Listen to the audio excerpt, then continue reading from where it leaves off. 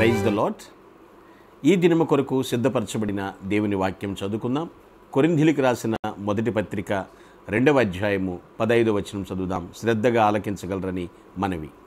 ఆత్మ సంబంధి అయిన వాడు అన్నిటినీ వివేచించును, కానీ అతడు ఎవరి చేతనైనను వివేచింపబడడు. ప్రభునందు ప్రియులారా, ముందుగా మీకు హృదయపూర్వక వందనములు తెలియజేస్తూ ఉన్నాను. ఇక్కడ భక్తుడైనటువంటి పౌలు కొరింథీ సంఘమునకు మాత్రమే కాకుండా ఆత్మదేవుడు ఇప్పుడు మనతో మాట్లాడుతున్న మాట శ్రద్ధగా విందాం. ఆత్మ సంబంధి అయిన వాడు ఎవరి చేత వివేచించబడడు అంటున్నటువంటి మాట. నవే డేస్, ఇప్పుడు ఈ ఆధునిక రోజుల్లో మనిషి అర్థం చేసుకోలేని పరిస్థితి. ఒక వ్యక్తి ఆత్మ సంబంధిగా జీవిస్తున్నప్పుడు కొంతమంది లోకస్తుల దృష్టిలో చేతకాని వాళ్ళుగా కనబడుతూ ఉంటారు. ఎందుకంటే వారు క్రైస్తవులుగా జీవిస్తున్నారు, నికార్సుగా క్రీస్తు స్వభావం వారిలో కనబడుతుంది కాబట్టి వారిని ఎలా చూస్తూ ఉంటారంటే చులకనగా చూస్తూ ఉంటారు.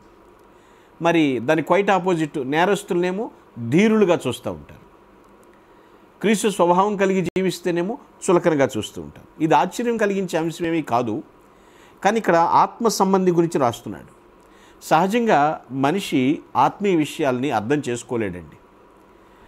ఎవరైనా ఆధ్యాత్మిక సంగతులు చెప్తున్నప్పుడు పెద్ద బోర్, చెప్పండి తప్పదుగా వినాలిగా అన్నట్లుగా మాట్లాడుతుంటారు. కానీ పిల్లరా, ఆధ్యాత్మిక వివేచన చాలామందిలో ఉండదు, ఉంటుందని కూడా ఆశించకూడదని చెప్తూ ఉంటారు. మనము నిజముగా ఆత్మ సంబంధులమైతే వివేచించబడుతున్నామా, మనుషుల చేత వివేచించబడుతున్నామా అనేటువంటి విషయాన్ని ఇక్కడ తెలుసుకోవాలి.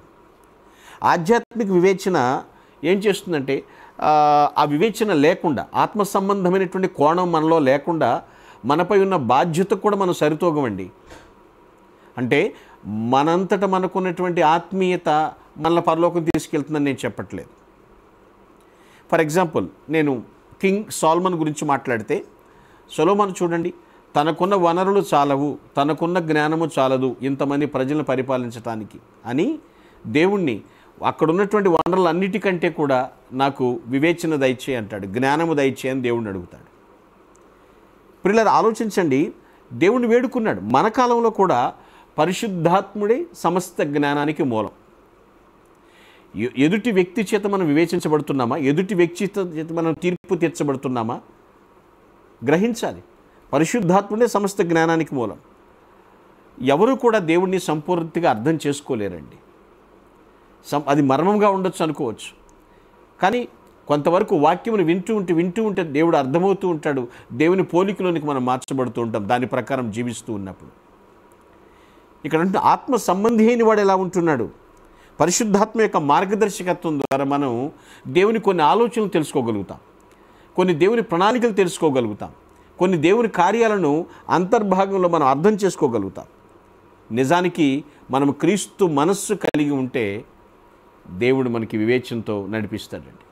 మరి క్రీస్తు మనస్సు కలిగి ఉండాలంటే దేవునితో ఫెలోషిప్ చేయాలి కదా, సహవాసం చేయాలి కదా. దేవునితో సహవాసం చేయడం అంటే దేవుని వాక్యానికి అనుగుణంగా మనం జీవించాలి కదా. అలా జీవించినప్పుడు ఎదుటి వ్యక్తులు చులకనగా చూస్తున్నారన్న బాధ మనకు ఉండదు.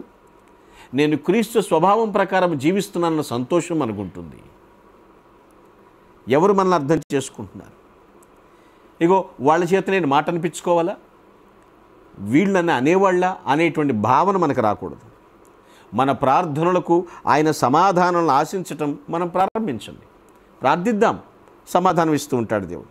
ఆయన మనస్సు మనలో ఉండాలంటే, ఆయన ఆత్మ సంబంధిగా మనం జీవించాలంటే ఆయనతో సహవాసం చేయటం, ఆయన వాక్యానుసారంగా జీవించటం, ఆయన వాక్యం కొరకు స్థిరంగా సమయాన్ని గడుపుతూ ఉంటే చాలు. మనం ఆత్మ సంబంధులమా, శరీర సంబంధులుగా బ్రతుకుతున్నామా, ప్రకృతి సంబంధులుగా ఉన్నామా అనేది మనకు అర్థమవుతుంది. మనం చదువుకున్న వాక్యంలో 2 అంశాలు ఉన్నాయి. ఏమిటి అక్కడ? ఆత్మ సంబంధులమైనట్లయితే దేవుని మార్గాలు అర్థం చేసుకుంటాం. మరి శరీర సంబంధి, ప్రకృతి సంబంధి అయితే అర్థం చేసుకోలేరు కదా. దేవుని సంబంధాలు అర్థం చేసుకుంటాం. తదనుగుణంగా పిల్లరా మనకు తగినంత వివేచన కూడా ఉంటుంది మనం ఆత్మ సంబంధులమైతే. అప్పుడు ఇతరులు ఎవరు కూడా మనల్ని తీర్పు తీర్చలేరు. ఎందుకంటే మన పరసంబంధులంగా ఉంటాం. మన యజమాని చేతిలో స్పష్టమైనటువంటి పాత్రలుగా వాడబడాలి, పదునైనటువంటి పనిముట్లుగా మనం వాడబడాలి, చక్కని మార్గదర్శకాలు మనకు తెలిసి ఉండాలి. మనము దేవుని చేతిలో ఉన్నామా? ఆత్మ సంబంధులుగా జీవిస్తున్నామా? దేవునికి ఉపయోగకరమైనటువంటి సాధనాలుగా మనం పనిచేస్తే ఎవరో వచ్చి మనల్ని తీర్పు తీర్చరు. ఆధ్యాత్మికంగా వివేచన మనకు ఉంటుంది. ఎటువంటి జీవితం జీవిస్తున్నాం? మనం దేవుని జ్ఞానం పొంది దేవుని గురించి లోతుగా మనం అధ్యయనం చేయాలండి. ఎంత అధ్యయనం చేస్తే అంత మంచిది. దేవుణ్ణి బాగా ఎరిగి ఉండాలి. అదే దేవుని చిత్తం. ఆయన ఏంటో మనకు అర్థం కావాలి. ఆత్మ సంబంధులుగా ఉందాము, వివేచన కలిగి జీవిద్దాము, విజయమును పొందుదుము గాక. ఆమేన్. Please all close your ice.